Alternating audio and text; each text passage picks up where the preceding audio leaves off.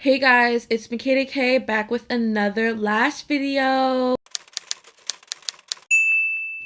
So basically what you're going to want to do is clean your lashes every 5 wears. That means every 5 times you wear the lash between those, you're going to want to clean them. Don't do it too often because it can do more damage than good. And between every 5 wear, if you don't want to clean it, then you can just take the glue off with tweezers. So what you're going to need are 2 little glasses of warm water. Then you're going to use the cotton pads. The flat one are the best, and make sure to have 2 per lash. Then you're going to need your dirty lashes. Mine are in the style Brooklyn. Then you're going to get a little spoolie brush, a basic one from like Elf or Sephora. It really does not matter. Then you're going to need some tweezers and your Makeda K Beauty lash applicator. And of course, alcohol. You can use liquid soap, but alcohol helps break down the mascara as well as helps dry, like with the drying process. It just helps.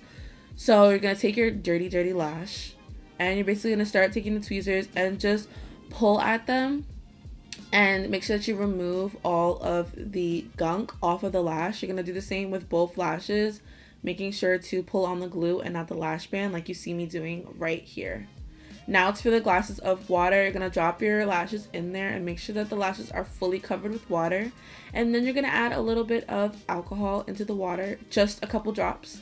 Mix, let them sit for about 60 seconds, no more, or else they will really start to flatten out and you don't really want that.